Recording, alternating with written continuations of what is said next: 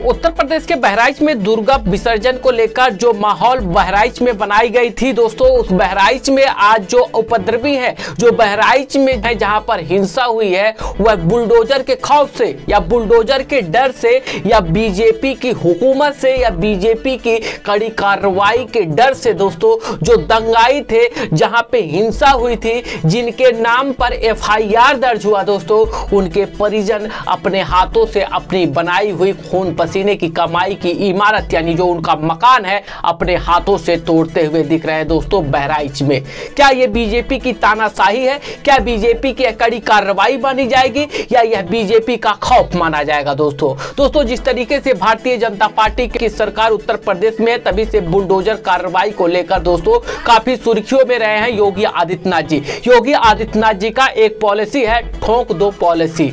बहराइच में जो दंगा हुआ है उसको पलटवार किए हैं उत्तर प्रदेश के पूर्व सीएम अखिलेश यादव जी ने, जो आरोप लगाया है बीजेपी की कि बीजेपी की यही पॉलिसी है कि वह हिंसा करवाती है, हिंदू मुस्लिम में राइट करवाती है। इस बात को केवल उत्तर प्रदेश के लोग नहीं, पूरे देश के लोग जान गए कि बीजेपी सिर्फ हिंदू मुस्लिम की इस तरीके से दंगा करवाती है और उसी पे राजनीति का रोटी सेकती है। दोस्तों योगी आदित्यनाथ जी को लेकर क्या कुछ कह रहे हैं उत्तर प्रदेश के पूर्व सीएम अखिलेश यादव जी, उनका भी वीडियो आप अपने स्क्रीन पर सुनिए।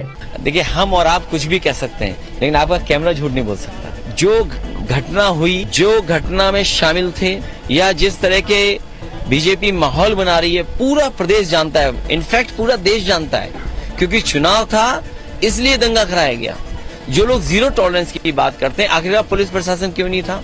जीरो टॉलरेंस हम किसको माने? जीरो टॉलरेंस में प्रशासन क्या कर रहा था?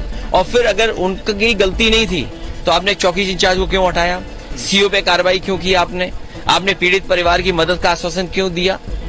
इसका मतलब गलती आपकी थी ना, आप अपनी गलती से भाग नहीं सकते हैं। तो दोस्तों अखिलेश यादव जी के इस बयान के बाद से दोस्तों बीजेपी के डिप्टी सीएम केशव प्रसाद मौर्य ने पलटवार करते हुए कहा कि क्या अपने शासनकाल भूल चुके हैं अखिलेश यादव जी के समय पे भू माफिया हो, पेपर लीक माफिया हो, खनन माफिया हो, जमीन कब्जा करना हो, रंगदारी करना हो, ऐसे तमाम आरोप लगाते हुए केशव प्रसाद मौर्य ने यह तक कह दिया कि सभी गुंडों अपराधियों का मुखिया अगर कोई है तो उत्तर प्रदेश में अखिलेश यादव जी हैं। दोस्तों अखिलेश यादव जी पे सीधा गुंडे माफिया का सरगना कहते हुए संबोधित किया है। उनका भी वीडियो आप अपने स्क्रीन पर सुनिए दोस्तों। अखिलेश जी के बारे में बार बार कह चुका, गुंडे, अपराधी, माफिया, भू माफिया, शराब माफिया, नकल माफिया, भर्ती माफिया जितने हैं उनके सबके सरगना है, सरदार हैं। और वो भारतीय जनता पार्टी के बारे में जब कुछ बोलते हैं तो लगता है उनको अपना इतिहास, अपना शासनकाल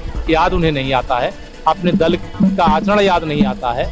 जहां अपराध होता है, अपराधी पकड़े जाते हैं तो उसके पीछे कहीं ना कहीं समाजवादी पार्टी के किसी नेता का हाथ होता है। उत्तर प्रदेश में योगी आदित्यनाथ जी के जैसे ही सीएम का पद हुआ, तभी से जिस तरीके से कार्रवाई की गई गुंडे और माफिया पे और जो रेपिस्ट से दोस्तों, उसके बाद से योगी मॉडल की पूरे देश में चर्चा होने लगी। बट दोस्तों योगी आदित्यनाथ जी की इस वक्त की जो छवि बन चुकी है भारत में, केवल मुसलमानों के खिलाफ जहर उगलना, मुसलमानों के प्रति कड़ी कार्रवाई करने को लेकर काफी चर्चित में है इस वक्त योगी आदित्यनाथ जी। जिस तरीके से बहराइच में जो मुस्लिम वर्ग के लोग हैं वो अपना घर खुद से तोड़ रहे हैं, उनसे ये पूछा गया क्यों आप अपना मकान अपने हाथों से तोड़ रहे हैं, तो उन्होंने कहा कि अगर हम अपनी मकान को अपने हाथों से नहीं तोड़ेंगे तो योगी आदित्यनाथ जी का जो बुलडोजर मॉडल है, अगर बुलडोजर तोड़ेगी तो घंटे की जोड़कर वह मुझसे मुआवजे के तौर पर पैसा भी लेगी। तो दोस्तों इसी को देखते हुए जो बहराइच में मुस्लिम वर्ग के लोग हैं अपनी मकान अपने हाथों से खुद तोड़ने के लिए